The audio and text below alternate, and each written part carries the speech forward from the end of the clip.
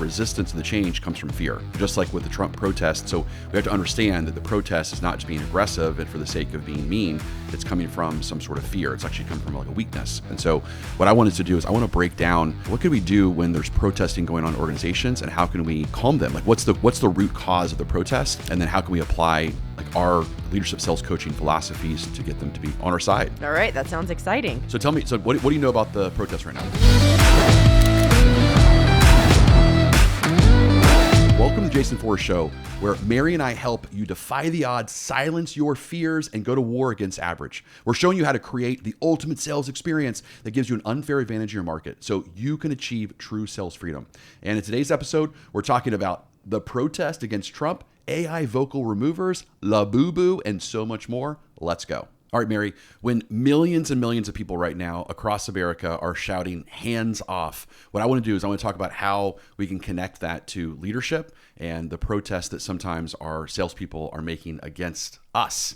All right, that sounds exciting. So tell me, what do you know about the protests right now? Well, I know they're happening all around the country. I know that they are against our current administration. And I know that there's a lot of heated Facebook posts about it. Yeah, there's a lot of messages around. People are obviously trying to rise up, and the opposition, the Democrats, people who don't agree with what Trump is trying to do right now with tariffs and things, they are against. They're basically protesting and saying, "Hey, I don't agree with this." But to me, I think this is a great case study. That's what I want to use. I want to use it as a case study of how often we as organizations roll things out. I mean, we're probably the culprits of a lot of this protest sometimes that happens in the beginning, all right? Because you're a sales leader, we go into organizations, or let's even take a company that's not working with us directly, and they want to create some sort of initiative, right? Some sort of behavioral change initiative. Maybe it's rolling out the new CRM, the AKA STD that no one wants, or maybe it's a new compensation plan. Maybe it's a new training plan.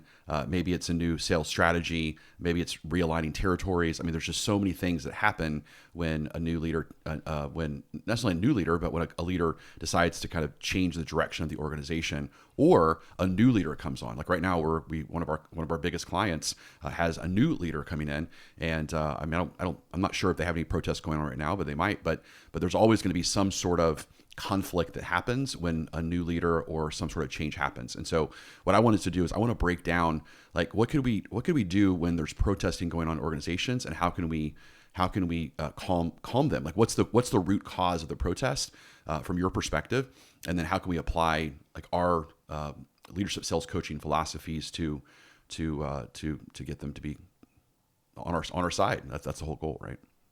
Yeah. Well, as you were giving the list, I was waiting for one to show up that didn't. It's something that I'm working on right now with a client, and I've worked with many, many clients on, and it's hours that the team works, especially sales hours. When is our sales offices, our model homes, when are they going to be open? And a lot of times that's one of the changes that will cause resistance, right? Because of course, when I'm coming in or I'm asking a leader about their hours, I'm looking to see, is it aligned with when it's easy for people to buy and when it's easy for people to come in? So right now I'm working with one executive on the possibility of changing their hours, because their hours right now are 9 to 5, Monday through Friday. That's very difficult for people to buy at that time. And it's not that they can't. I mean, people are buying, but it's just more work on the prospect. And so how do we make it easier? And so, my suggestions are we need to be open a little bit later at night. And we need to have some hours on the weekends that we're open to be easy and available for our customers. But what we are doing right now is we know that there will be resistance there. So we're preparing for it ahead of time. So I think one thing that's really important to know when you are starting is think about, when you're delivering the message, is how it's a benefit to the person for the change. Now, I think the number one reason that somebody is resistant to change is that they are afraid of what they're going to lose. There's a fear there, and usually it's a fear of loss of something. In this one, it's a fear of a loss of some freedom or some time. But that crosses over with a lot of them that you mentioned. And so one is, and I think this was with any change rollout, is is it a benefit to the person that's going to go through the change? And for me, I think this one's easy, is if you are in a sales job, you're there to make money. You decided to gamble on yourself. You decided that I am not going to be somebody who is just going to, have a salary. I'm going to gamble on me, which means if I do well, I'm going to make a lot of money. And if I don't, I might not make any money. And so I want to set up a system and a schedule that allows them to make the most money. So that would be the opening pitch on why this would be a good idea for them. Got it. So just to break this down. So whenever you are rolling out some sort of new cultural initiative, some sort of like change initiative in your organization, and in this case specifically, it's getting the sales team to work longer hours. The first thing we have to figure out is from a first principle perspective, from a human nature perspective, is like what's the resistance of the change from? So just like with the Trump protest, the resistance of the change comes from fear. Like that's the resistance. It's their own false evidence appearing real. Like they believe that this is going to happen, something's going to happen to them, not for them, if this kind of administration keeps doing what they're doing, right? So we have to understand that the protest is not just being aggressive and for the sake of being mean. It's coming from some sort of fear. It's actually coming from like a weakness or anything else. And so same thing. So you're saying that if we're going to communicate that we need to extend the hours of a sales team, then what we need to do is acknowledge that they have a fear, and the fear is that I don't want to, you're now going to take something away from me. I now have to work, an extra couple hours, or I have to work weekends. I didn't want to do that. Now I'm going to have to deal with dealing with my family issues, dealing with not going to kids' sporting events or dance recitals or all the stuff that normally happens, or maybe I have to change my friends because my friends now, I don't have friends that have days off on Tuesdays and Thursdays or Tuesdays and Wednesdays. I have, my friends have off on the weekends, so I have to find new friends. And so there's a lot of like built up kind of fear there. And so what I think is, number one, it sounds like we gotta understand that they're not just being mean, they're not just being aggressive, they're afraid. So their amygdala is hijacking them, and that's where the protest is coming from. But then the second thing that you said is that we have to make sure that we're very clear on the benefit of it, which I think is extremely important. But the third thing that I think is connected to that is the why must be greater than the sacrifice. So if we're going to make them sacrifice time, then we have to show them that like the cost of not changing is like greater than the cost of the change. So like in this case, specifically this client of ours, is that, the number one rule of retail is be open. And right now they're making it too hard for their customers to buy something from them because they're basically saying to a customer in a down economy, in a tough economy, you need to leave work early when your peers are being let go and so forth. You need to leave work early to go shop for a brand new house and decide if that makes sense. So you're putting too much unnecessary pressure. You're making it too difficult for them. And so right now, if we don't do this change, your sales are going to go down. Like it's going to cost you commission. It's going to cost you income if you don't do this change. Yeah. And I think something that's interesting is I know a lot of salespeople in general, but especially these salespeople as well, they want to serve their customers well. They have a servant's heart. And so when also we can help explain that right now, for somebody to come and purchase from you, or even consider purchasing from you, they have to put in PTO. Like that's a big ask before they even know whether they like what you're selling and whether it's right for them. They're already using their PTO, and we want to. That's not the best way to serve our clients. So that's another way to help it see, like, how is it better for the customer? And when you have a team that really cares about the customer, cares about their prospects, that's a great way to look at it. And then also what it's going to do for them. The other thing that you did a second ago, but you didn't say directly, so I want to comment on it, is you talked about all the fears that are coming from this one change. So I will miss, and maybe even disappointments too. I'll have to miss soccer games on the weekends. I'm going to miss some, maybe picking my kids up from school, or maybe even some dinners I'm going to miss. I might have to change my friends. And you made a whole list. And so I think it's really important for leaders to understand that sometimes from one perspective, it looks like we're making one change, but that change could be a lot of things. It can hold a lot of different changes for the people on our teams. And so first being able to acknowledge that and helping move through and come up with ways to handle all of those is really important. Love it. So I know we created some coaching questions. So why don't we role play that? why don't you demonstrate to me the coaching questions that we wrote that would be good for people to experience, and then I'll act as one of those salespeople that we've rolled out this new initiative. Okay. And let's just demonstrate to see if these coaching questions would be helpful for people to write down and to utilize. All right. So Jason, what are you feeling resistant to right now? I just look, I signed up for this job to work Monday through Friday, normal hours. And now you're asking me to work nights and weekends and major holidays. And it's just, I feel it's unfair. And I feel like it's just something that I just think I'm going to get a lot of pushback from my family and I want to do family things. And I just don't think it's necessary. Yeah. So what could you lose from this change? I could definitely, again, I think I can lose some friends. I think I'm going to lose some things that I want to do on the weekends that I can't, I'm not going to be able to do now if I'm working weekends. And yeah, that's probably my main concern. And what could happen, or what would happen, if you went all in with this change for 30 days?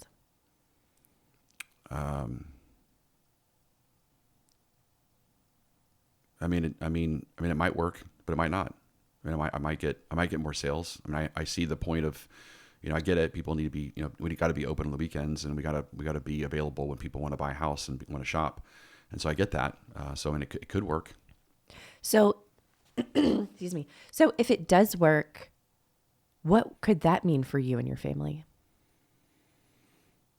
If it does work, then I won't. Right now I'm averaging, about $10,000 per commission. So, I guess if I can make some more money, that would be really helpful.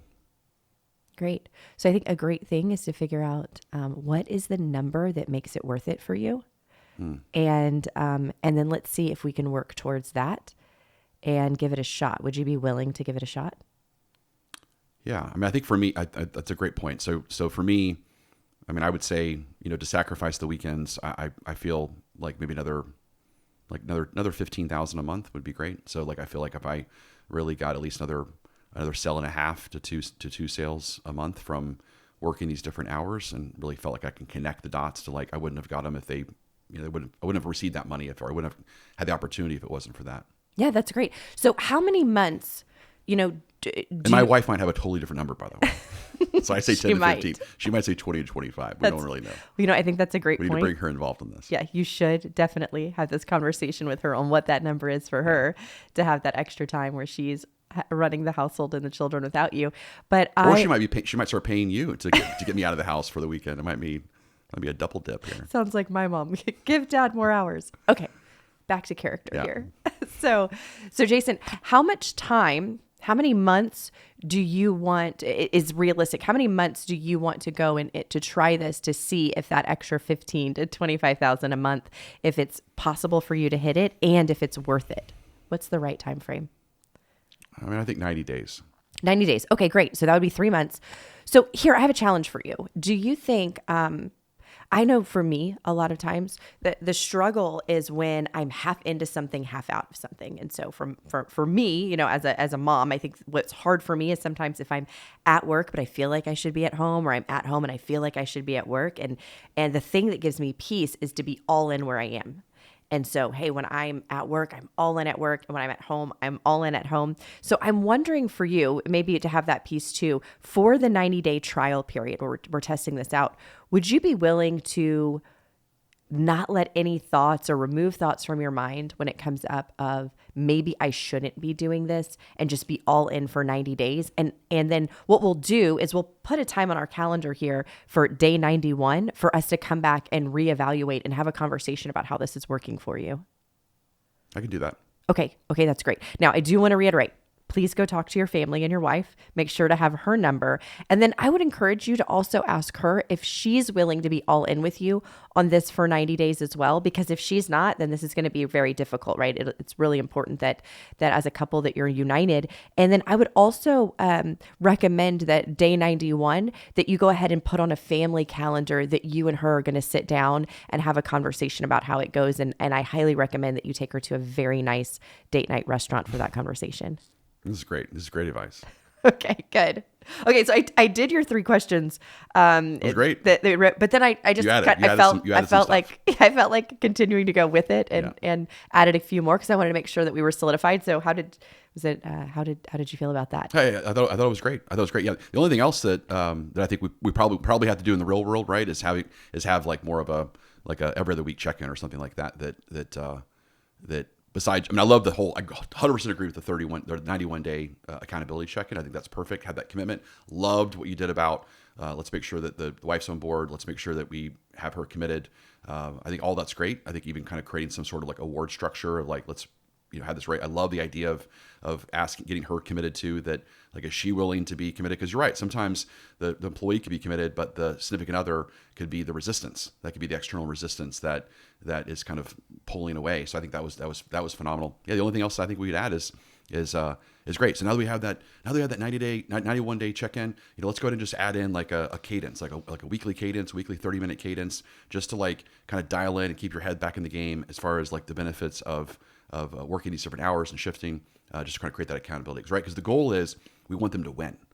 Right. Yeah. So if we're waiting too long, maybe they can't win. I don't know.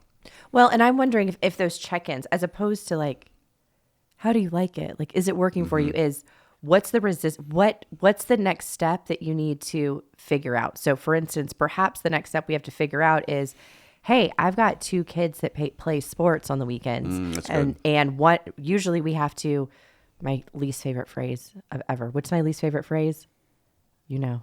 Calm down. Oh God, no, okay. Maybe my second. That's least the only favorite one phrase. I know. No. You know this one. Divide and conquer. Oh, you don't like that phrase. Ugh. Okay.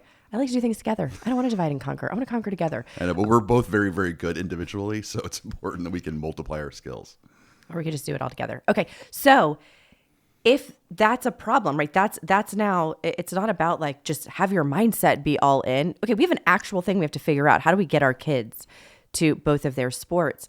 And so we can help figure out the way other people are doing this and the way how to make this work. And so I would make those check-in sessions more about what's the next thing that we have to make tolerable, acceptable, we have to figure out a plan for and help with those, as opposed to just like, do you like this or not? Because now you're opening this up to be like, no, I don't like this at all, as opposed to being a solutions-based conversation. This is a super cool idea. I love this idea. I've just coined like a new phrase. You ready?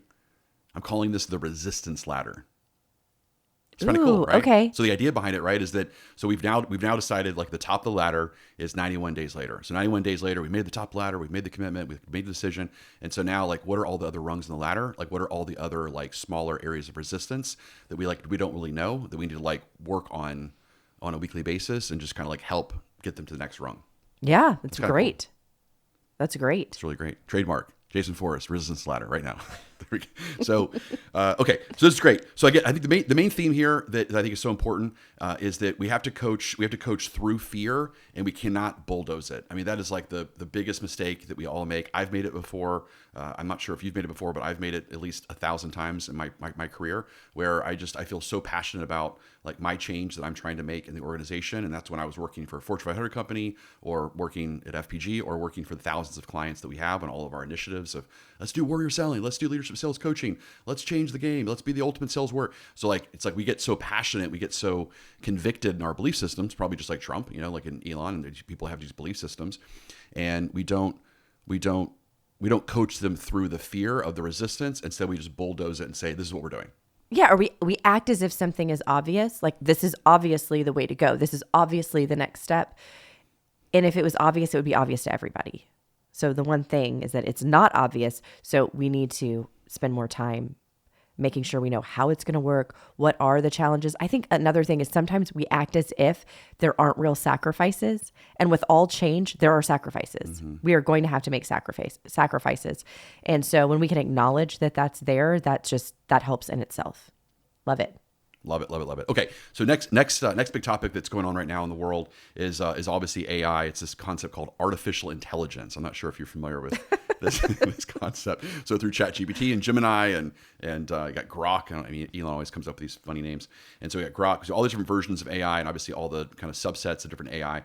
Well, now you've seen, of course, I think you sent me the other day. There's like the different kind of Barbie characters you can make of yourself, and the, what are they called, the little whatever, the figurines, the dolls, the dolls, the little dolls yeah. of yourself, little dolls of yourself, action figures. Well, now there's a new one that's coming out. They just came out. That's new trending kind of thing, and that's where AI can actually like isolate and pull out a singer's voice.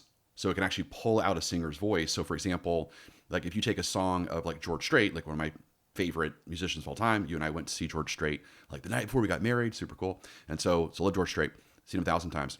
And so like you right now, a musician can like pull out George Strait's voice, but like keep the actual soundtrack. So keep the music. Isn't that cool? So keep the actual soundtrack, but pull his voice out, and then another person, another musician, can just like recreate new lyrics and just put it literally on top of like the artist soundtrack.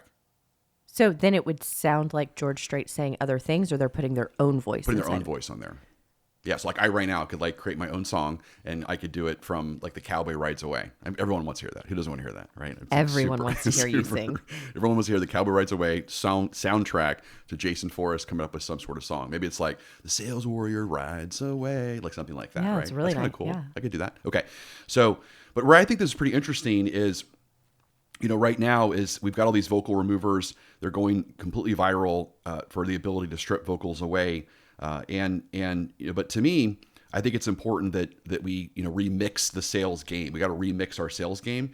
And so like, how do we use technology like this from an AI perspective to benefit us? And so, like, for example, like I think what salespeople could really do is, again, because this is just one AI example. There's so many different AI examples. But what I want to do is just kind of talk about some of the ways that I'm kind of currently using AI. So, like, for example, just literally the other day, I'm working on this big deal, $60,000 a month deal, and I took my normal frameworks of how I would normally like respond based on a text, and I like to use voice memos because I think voice memos are great because you have like your inflection, your voice, and so forth versus just like a text message. And so I sent this prospect a voice message that it's from a $60,000 a month contract, but I put it into AI and said, you know, create the best version of me. Here's the outcome that I want. Here's the circumstantial urgency. Here's the scarcity. Here's the emotional urgency. Here's the outcome that the prospect is looking for, wanting to achieve. Here's the financial benefit. Here's the ROI. And do your absolute best to create an audio, like a response for me that I can use that's in my natural voice. And it did. I mean, that's an interesting thing because it's not a different version of me. It's just like the absolute best version of me, which is an interesting thing. And that would have taken me, let's say, probably 10 minutes to write what it created in, 4 seconds. And so to me, like, that's an example of how AI can be your force multiplier, is that we have all these tools and technologies out there. And I think it's important that we don't resist them, but instead we embrace them. I think that's important. But what are your thoughts? Well, I think it's really cool that you did that. Is that something like, so for instance, me, that I'm not on AI as much as you are, would it be able to do that for me or no? You would have to train it more. So yeah, so good question. So if the more you use AI, the more it understands like your kind of authentic voice. And the more it understands like what you care about and what you're interested in, because you're having a conversation with it. So, right. So like if I was to go into AI right now and it would say, we could do that. I mean, say, tell me about Jason Forrest. It's going to tell you things that you're like, how is that even possible? And so let me see if I can show you this really fast. Because this is what you're referring to. This is this is the concept of. So we're going to see right now when you say, tell me about Jason Forrest, how much it knows or what it pulls about you, because that's the lens through which it's going to write for you. But I've spent very limited time on AI or ChatGPT.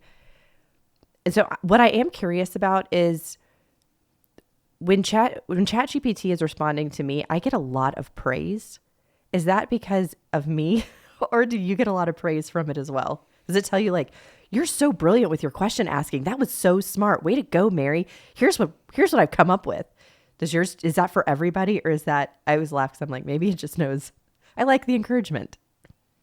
I think yes. I think the coders of ChatGPT, I think have just created it to be like an encouraging.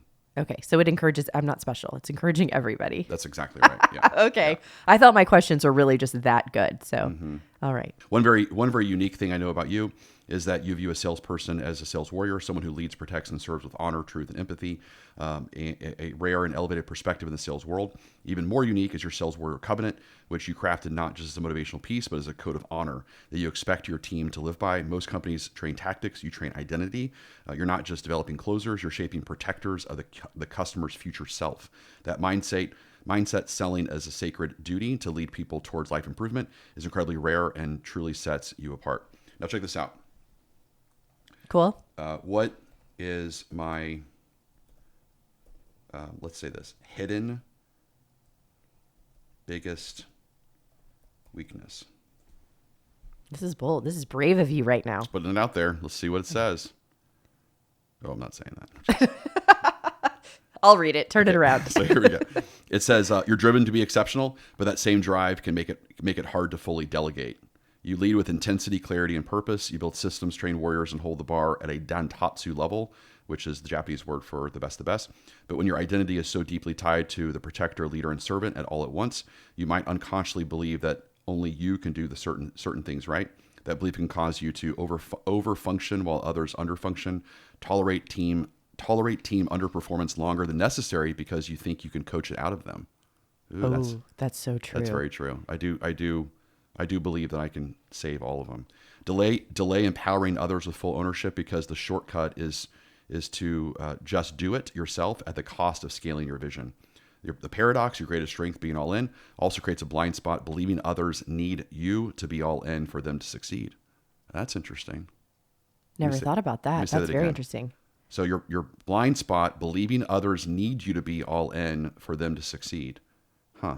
That's interesting. I have to do some process on that one because I always believe in leading from the front. So, but real legacy comes not from being the hero, but from creating heroes. I agree with that. And stepping back enough to let them carry the torch. Very difficult. So then it goes back and says, would you like help creating systems that enforce full delegation, performance, accountability without losing your standard of excellence? So now it's trying to help me. Now it's going to coach you. Isn't that crazy? That's wild. It's crazy. Yeah. So the more you have a conversation with it, the more it obviously understands you and because again, it's different. I mean, it's unique to me because I'm not just asking it questions about researching like the most persuasive people on the planet and understanding persuasion skills and the best NLP, but I'm also asking it like, well, what does Wayne Dyer think? Or what does Deepak Chopra think? Or, what does, so I'm like, or Marcus Lemonis from The Prophet think? Like, I'm combining a lot of crazy things, or like Zivarad, like just crazy stuff. And so because I'm having a conversation with it in all these kind of multidimensional ways, like that's also how it gets to know me better. And so it's creating it's creating the authentic version of me, which is an interesting concept because most people think the authentic version of themselves is like the version of who they are today, like in this little moment. But technically from the Greek root definition, authentic is the best, most superior version of yourself. So for example, this is all my information of like me constantly like retrieving. Here's all the things I read. Here's all the things I study. Napoleon Hill and Russell Brunson and Myron Golden and all these different people, right? So it's all this stuff in there, splashed with some Jesus and some Wayne Dyer and some Buddha. It's like all this kind of stuff, right? So it's all like in there, but obviously I can't retrieve it all at the same time as fast as I can retrieve it. So technically, the most authentic version of me is how can I like retrieve all of these different kind of elements at the same time and then turn it into like what I would say at that moment if all of these things were in my conscious mind. So the next step of it is teaching you, when you agree with it, right? When you go, oh, that feels in alignment with my soul, is now taking that in to become that, but not allowing it to sit there. Because that's where I think is the disconnect, right? Is especially with our youth of today. I knew you were gonna say that. The youth is allowing this to be the answer and me to almost become the robot that repeats as opposed to becoming, right? We need to embody and become things because it feels a little off when you're like, this is the most authentic version of me. And I'm like, that's not even you. It's not any version of you, let alone the most authentic version of you. It maybe can be a glimpse into what your authentic version could be. Mm-hmm. But I think there still needs to be some separation there. Yeah. So the way I look at it is it's actually what my potential is. Isn't that interesting? Okay. So we're kind of pushing the envelope here a little bit, because the way that I retrieve information today is who I am today. But like everything that I know in my brain, if I could actually utilize it like in the moment, that would be my potential. So like what I've been taught in my life and what I've consumed in my life is my potential. It's my capabilities. It's like what I know. Like you and I went through thousands and thousands of hours of NLP, but we don't have the capability to retrieve the thousands of hours and the hundreds of binders that we have from Susan Stageman to be able to retrieve it at any given moment. We can retrieve glimpses of it, but the idea behind it is all that's been taught to us and all that's been consumed and all that's been put into my hard drive, which is my brain. But so that's technically my potential. My potential is how can I like synthesize and take everything that I've learned in the past and everything that I'm going to learn in the future, which I haven't put in there yet, and turn that into the best version of me at that moment to achieve the outcome or the goal that I'm trying to achieve. Yes. That would be my most authentic self. Perhaps. Here's my alternative to that. Is I think that it takes your spirit out of it. Okay. It takes the spiritual element out of it, because one of the things I think is how do we get our brain, which has all of this. So this might be the brain version of all of the elements in there, all the information. But when I'm sitting, right, if I have the same problem, or let me say it this way, I'm sitting with 3 different executives and they have the same exact problem. But as I sit with each one, if I go to ChatGPT or whatever and ask, what do I do with this situation? It's going to give me the same answer for each person. But when I'm with people, I will get the same problem from different people and I will give them a different response because my spirit is in harmony with them. I'm opening up to my creator to say, what is wanting now with this person that only my heart and my spirit can feel. And then I'm trusting that of all the information and all my binders from Susan that are in my head, that the process that's right for them at that moment is going to be the one that's recalled. ChatGPT is going to give me the same answer from the same question every time. But I'm going to have something different because I want to connect spirit to spirit, not just brain to brain, not just problem to solution, but whole body, energetically, spiritually, and I believe that's what God, that's what our creator is when we're open to that, is helping us to move through. And ChatGPT can never do that. I agree with that. I don't disagree with that. So what you're referring to, though, to reframe you're referring to performance. I'm referring to potential. So we're referring to 2 different words. So potential is what you know. Performance is what you're able to do in the moment based upon retrieving all this information and feeling into all these things. I just feel like my performance is better than your potential here. Possibly. So but you're also using another word, which is really fun, and that's epignosis. So we learned this word at church. So epignosis, it means to embody. It means to become one with what you know, and to not just I know these things, but I am these things. And so you're referring to more of the epignosis version of ChatGPT, of just this tells you everything that you know, and if you were to retrieve all of it at one moment, that would be your potential, or that's like what your intellectual capabilities able to be. What you're referring to, though, is the ability to like become one with the information and combine your heart and your spirit and your soul, your body, your feelings, the sensory, the environment, everything, and make it multidimensional. And be able to do that and at the same time connect to the human being across from you. And so if you can kind of combine all of that plus connecting to their body, mind, heart, soul, and spirit, then that would be your performance. That would be your epignosis.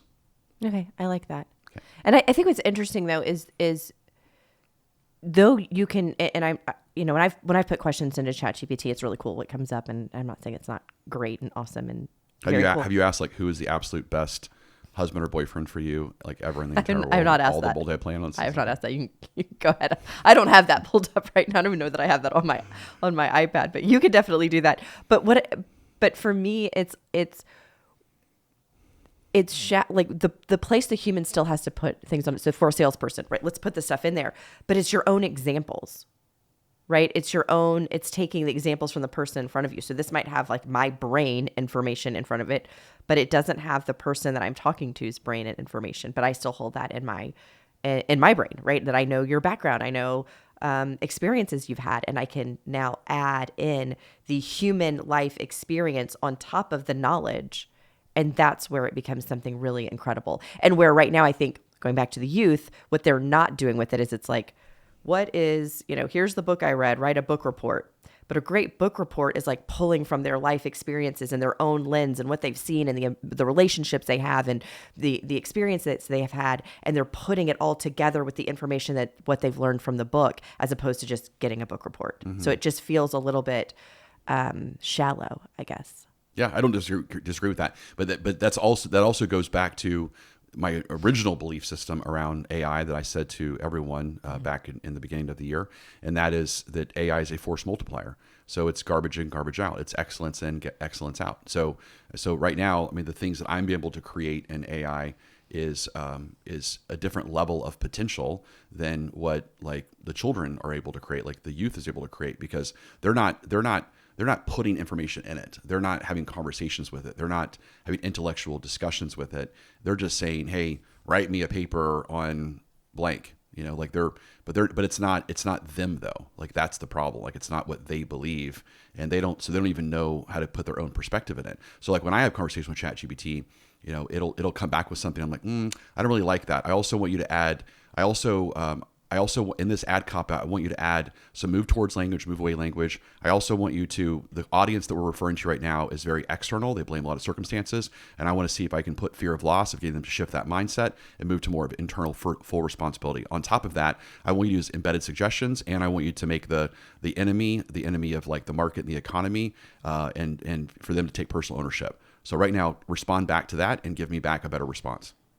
You see, like that's how I use ChatGPT. But that's because we have spent over $1 million in personal development to learn all of these things.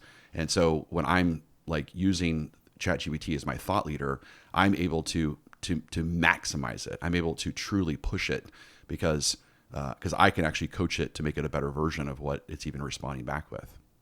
Because it seems like to use it the most effectively is one, to put it in the frame of what it is, and then also it will only improve at the speed that you as the human brain improves, that you know something. You know those prompts to give it because you're already educated on it. Correct. And so you have to keep your own education going in order to even be able to use it at its full potential. That's right. Yeah. So a fifth grader is going to use it at a fifth grade level, right? I mean, just like that would be kind of the metaphor of it.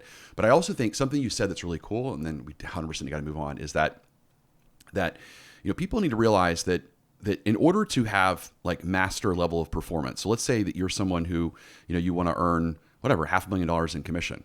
So that's your performance. So performance is, what do I need to do that would equal the result of a $500,000 a year commission? Like, what do I need to do based upon the circumstances I'm in, based upon the economy, based upon, the where the buyer is in the buying cycle? Like, you have to kind of reverse engineer it. So I want $500,000, reverse engineer that and say, okay, so what I need to do, that doing is the performance. So then the question is, what do I need to know in order to pull that off? Well, the knowing part is your potential.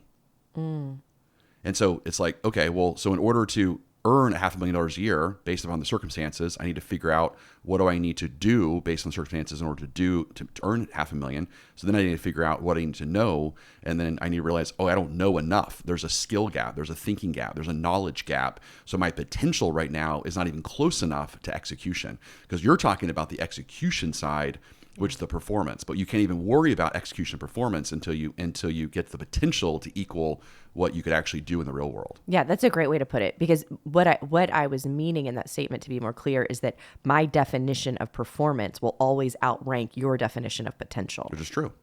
and that is the right order. But in most cases, but that's a flip to the way that most people think. It's that my potential is like the highest place and my performance is not there yet. And so this flips it, which is what was so funny to me, that my definition of performance is always going to outdo your definition of potential. But that's a new thought for me. And it's an interesting thought, because if you think about it, so what's the goal in life? The goal in life would be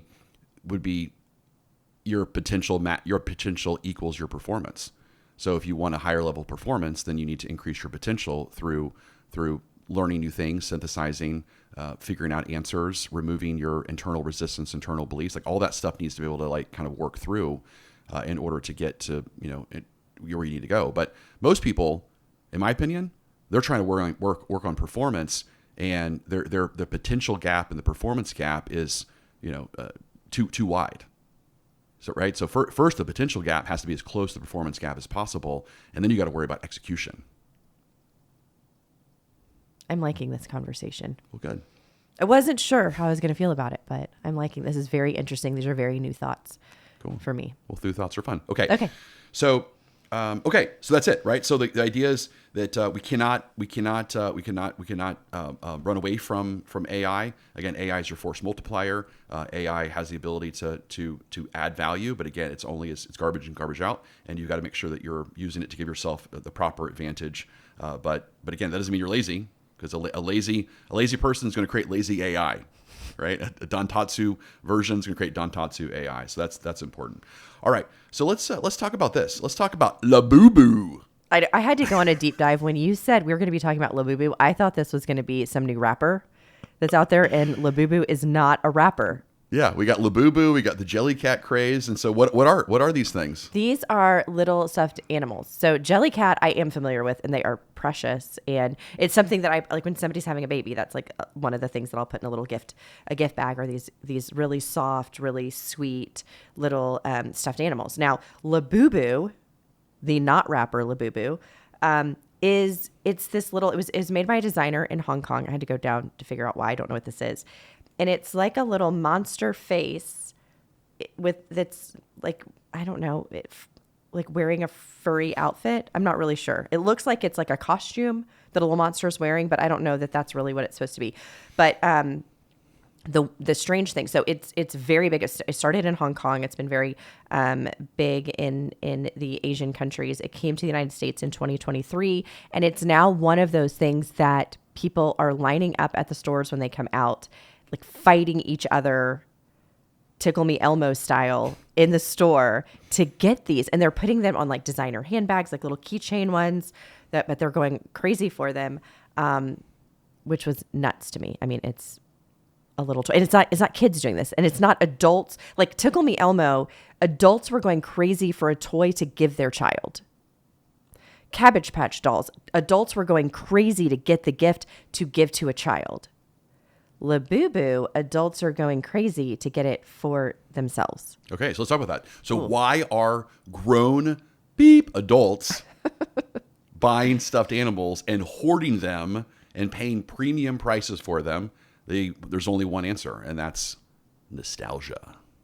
Did I say it right? Nostalgia? Yeah, you said that right. Okay. It's kind of one of those. Do you think that's really the only one choice? I mean, I think there's a nostalgia aspect to it, and I think that'll be really something very interesting, emotional thing to talk about with sales.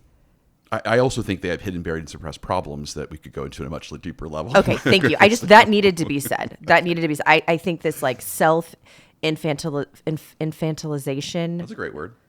That's a big word there. Would you spell that for me? Ooh, spelling bee style.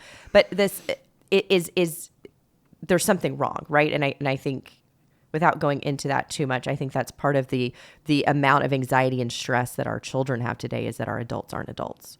But that's not what we're here to talk about. That's not what we're here to talk about. That's not what we're here to talk about, even though I get. Why don't you go to the Andrew Huberman show to go talk about that? So, all right, Andrew, let's talk about this, because this is conversation. If you're punching out another adult for a toy, there's something going on. There's something going on. This is not okay. And then you're like, wait a second.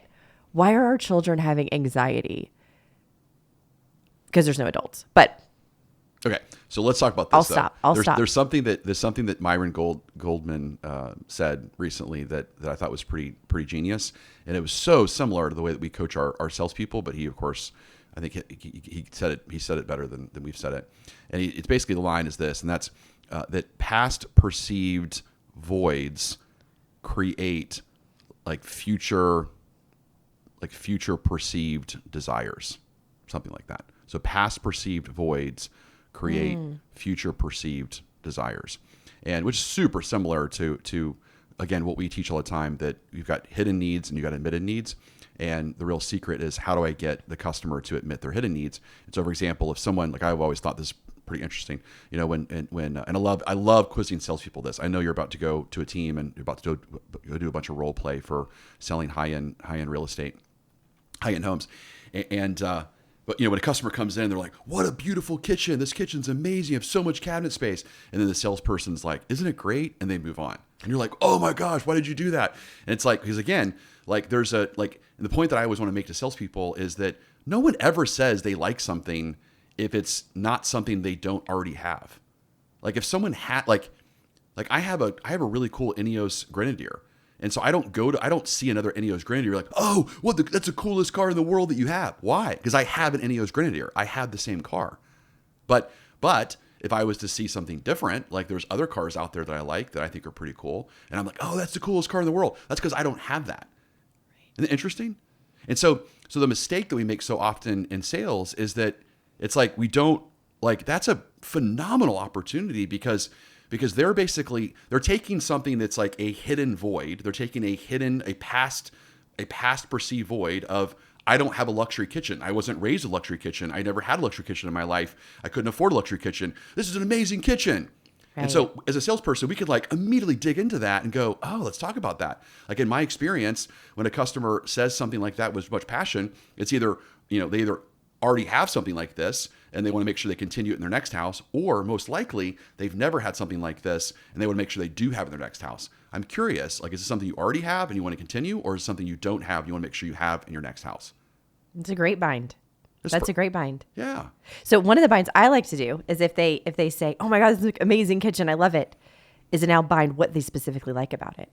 So "Oh my gosh, I love it too. What do you love most about it? Is it these high-end appliances? Is it how much cabinets we have? Or is it this huge, beautiful island? Which one is it?" Because I want to get specific. Or if they say all of it, right? Because now I'm understanding what they don't have. Then I can flip over and say after that, I go, "Oh my gosh, I know. I love that so much too. I'm super curious. Tell me about your current kitchen." So now I'm getting them to side by side juxtapose their current kitchen to the one I have now. Now I have a ton of leverage at this moment on where it is. I don't have to use that leverage yet, but I know when I go in to sell and to close later, I'm going to have that leverage of what is different and how it's going to improve their life. Because my job as a salesperson taking someone through a home is, one, figure out, does our home improve their life? And then gather all the ways in which that it does, so I can help them to make the best decision for them on where they should live and where they're going to be happiest in their future.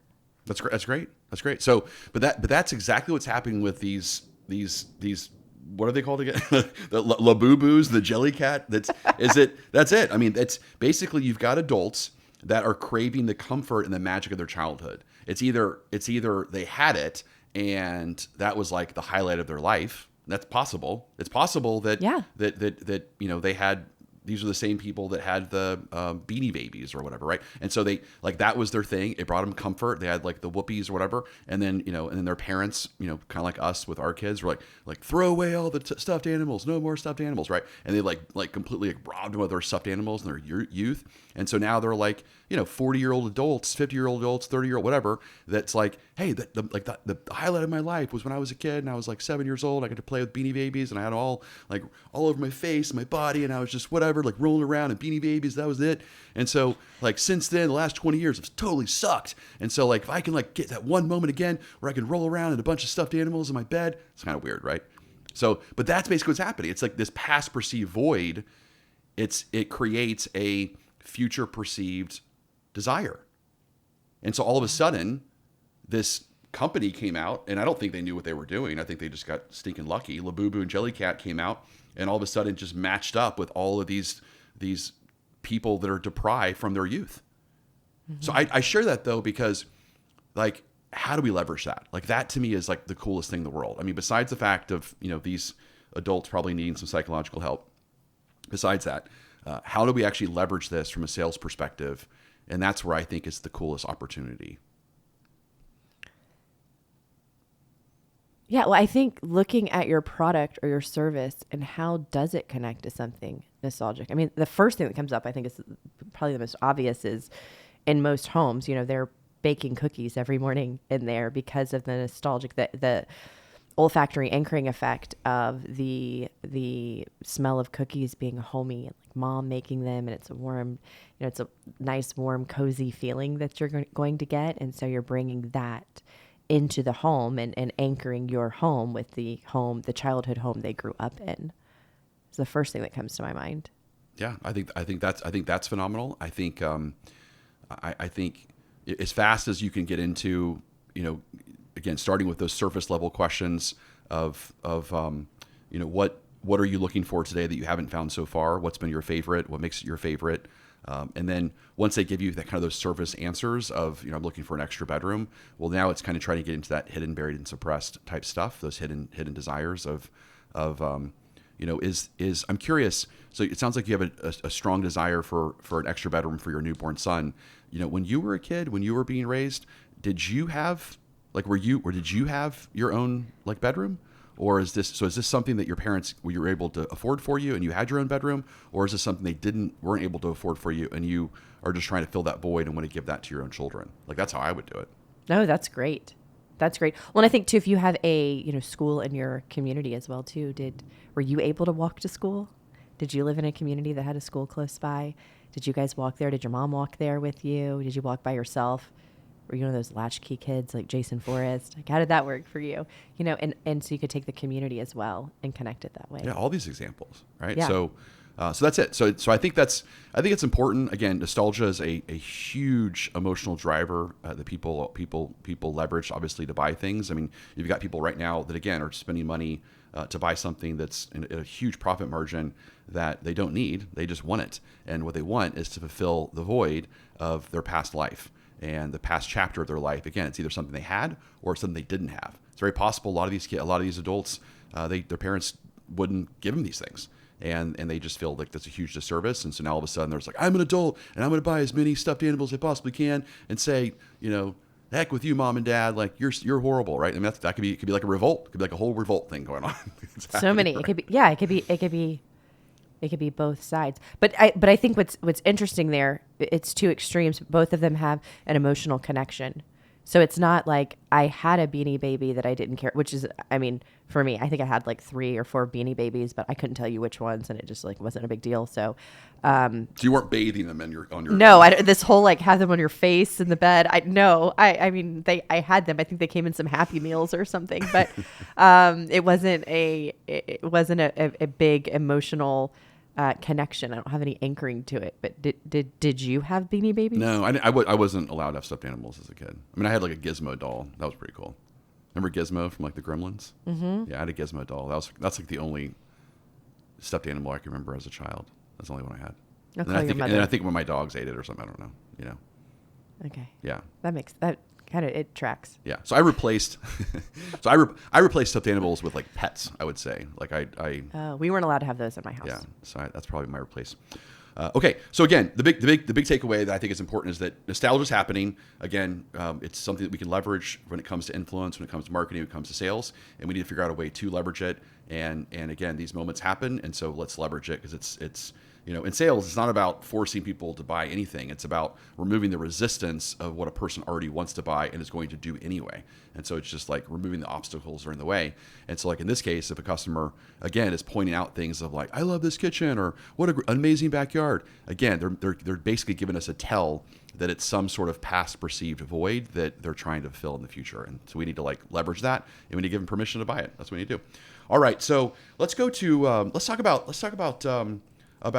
brides. This is a thing. This is a thing for you. This is your world. This is right up my alley. Right up today. your alley, right? Because back in the past, when I first met you, you are an event planner. You did a lot of weddings, like beautiful, very, very, very expensive expensive weddings. And so there's a new trend. What's the new trend going on right now? Is personalized jewelry. So nope, don't be basic. Don't be basic. Right. And so what does that mean by personalized? It means that there's a lot of trends to older style jewelry, vintage looking jewelry, things that were more unique. For a long time now, I think my whole time growing up, it was if you were getting married, you had a band with a diamond, and as the only differences from one ring to another would be maybe the size of the diamond and the shape, but it was all very much the same. And now having something that's very unique and very different is the new trend. And so I love this idea, right? Because the concept here is since we've got all these brides that are kind of ditching, maybe the same ring that everyone else kind of has in the past, or like the same, maybe even dress that everyone would wear in the past. So now they're trying to make it unique to them, which is great. I think that's kind of a neat thing. And so from a sales perspective, an influence perspective, from a marketing perspective, we got to do the same thing. We've got to have a process, a sales process. We believe our 12-step warrior selling process, our 5-4-3 factor, is the one sales process that rules them all. We believe it's the one that beats them all. But you got to have that process, and you have to memorize it, and then you have to personalize it, and then you have to authentize it. You have to tailor it and make it artful and unique to the customer in front of you. So what would you advise? A salesperson right now is like, Jason, you're telling me I gotta make this unique and personalized and make the customer in front of me feel special. But at the same time, you're asking me to memorize a 20-page script and memorize a process and that kind of stuff. That I don't know. It just seems like if I could just wing it, winging it would be better for me to personalize it than it would be to. I don't know. And winging it would be easier to personalize it, but personalization in itself doesn't sell anything. I think one thing that I always think about, people I have to do this much studying and this much work. I'm like, do you know how much money you can make? So look at other jobs that make similar, right? A doctor, a lot of salespeople make more than doctors, but a doctor. All of our salespeople make more than doctors. A doctor, a lawyer, an engineer. Do you know how much studying and how much work goes into being able to have the credentials and to have the knowledge in your brain to go and be an engineer? And now you're going to go make what they make, double, triple what they make. Yeah, you got to study a little bit. You got to do, it's not just, can't just go out and do it. And so I think when we look at it that way, and we pair it of how much work we're doing next to how much money we're going to make, it's really not that big of a deal. Mm-hmm. And so I think step one is, have a sales process or get the 5-4-3 book and just follow the steps of what's already working for thousands and thousands of salespeople. And here's the framework, and put your information into it like a Mad Lib. Put it together, memorize that, and now it's the practice of making it more and more and more you and more customized to your buyer. And then, of course, your buyer in general. And then you'll get to the place where you're customizing it, keeping the integrity of each step, but you're customizing it to the person in front of you as well too. And when you can do that, those are the people that now are, making the ridiculous amounts of money. Mm-hmm. Different level. Yeah. So the only way to go from, like you said, skipping that kind of robotic feeling is they have to epignosis it. We're using that word again. They have to embody it. They have to become one with it. And once they become one with it, then of course they can use the framework of the 12-step process to then personalize it and make it unique to the customer. Because, for example, in our 12-step process, we're all about asking questions about what they like and don't like about their current situation, their current strategy, what their vision is, what they're trying to accomplish. If they were to achieve that vision, what would it really do for them financially, personally, spiritually, emotionally? What other alternatives are they considering? Why do those alternatives not work? Why are they a front runner? What are their main goals? If they achieve those goals, how would that benefit them? Is it about legacy? Is it about, what is it about, right? And so first you have to have the framework of knowing, here's the steps and the order and the questions you need to ask.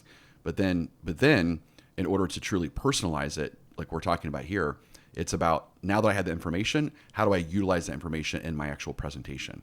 Like that's the key. So it's like earlier you mentioned that your number one goal is this, and then your second goal is this. And if you were to achieve those two goals, it would do this for you and do this for your business or do this for your family. And what this really means for you is you can stop this, you can start this. Is that about right? Perfect. Okay, based upon that, what I want to do is I want to share with you a few ways that we can get there. All the ways are great, but I'm going to share with you the different variations and the pros and cons of each one, and then we'll get to a point of resolution and see which one you want to get started with today. But it's like I'm personalizing it. And then earlier you mentioned that blank is important to you, which is why I want to talk to you about this and why I think this is a good idea for you. So that's the personalization they have to feel.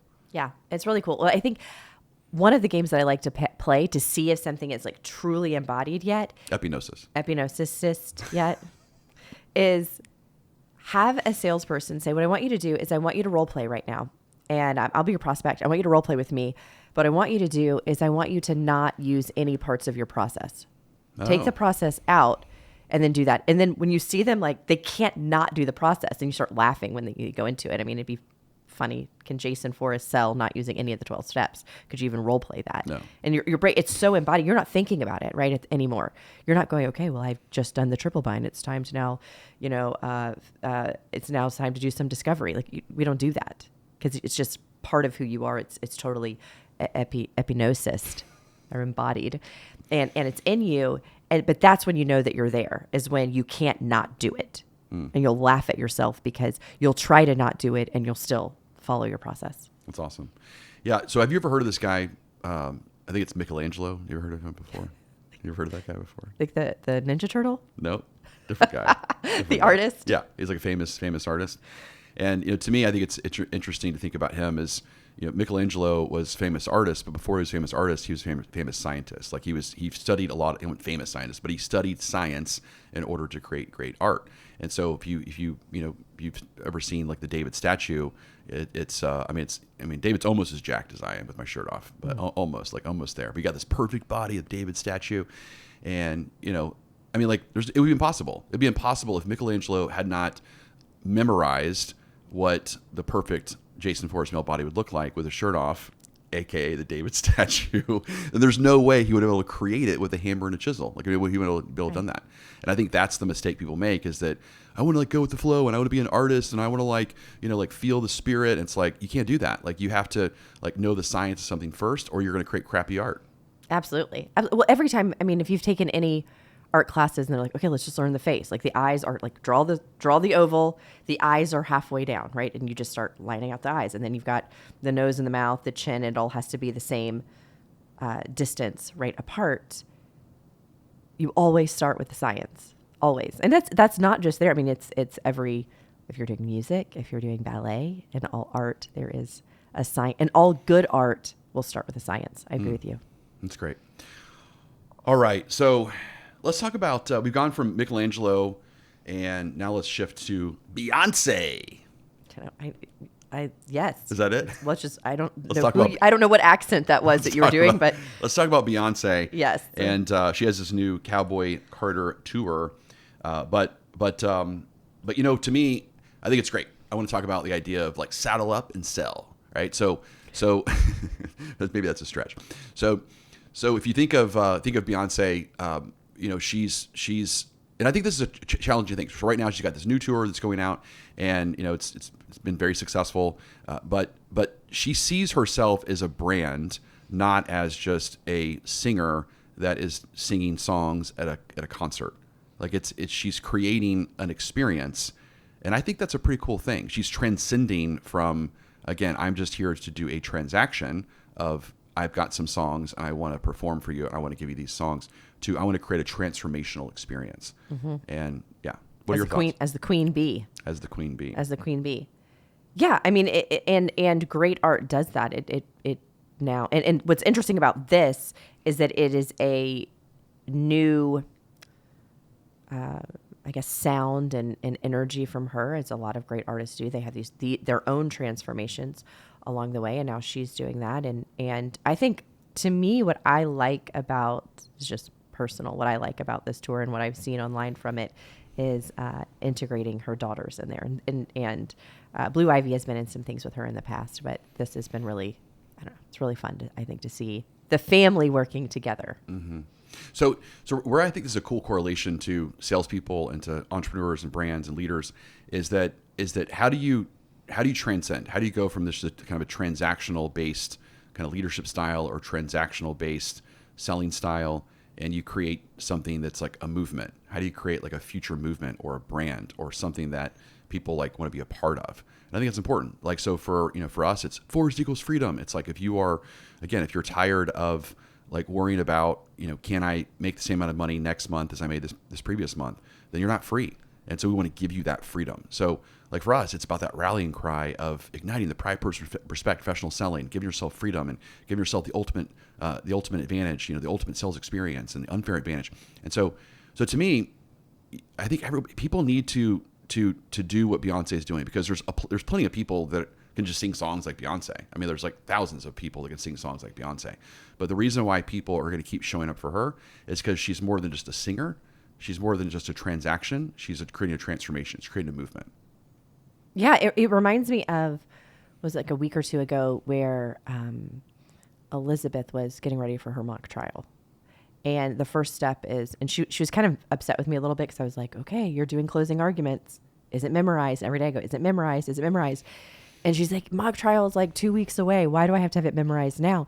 I'll go, because it's not about having it memorized. It's about having it embodied so you can perform it. It has to be memorized first to then be able to give a performance with it. So obviously this is like a very different version than Beyonce's. But I think when you look at salespeople, it's first, I have to memorize how to sell. I have to memorize the steps. I have to, memorize kind of my closing arguments. What's your closing pitch on you versus your competitor?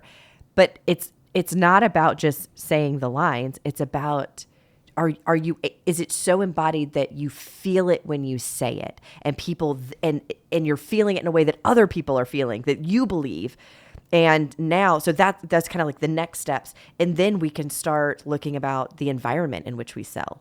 What we bring when we sell, our materials. You can't start talking about props and things that you're using if you don't first have your lines memorized. And if you want to have that real sale, like the highest level of sales experience, you are thinking about every part of the process for people. It reminds me of when you were working with Heston's, and it was like, wait a second. We know the experience of coming into a Heston's store can start when they're leaving. So they'll send a car to pick you up. And then they're putting Ugg boots on you when you come in the store to start that whole Heston's experience. These are $700,000 mattresses. Correct. Yeah. Yes. I don't even. You're not even allowed to call them a mattress. I don't think. Right. It's a sleep instrument. A sleep instrument. Mm-hmm. Yes.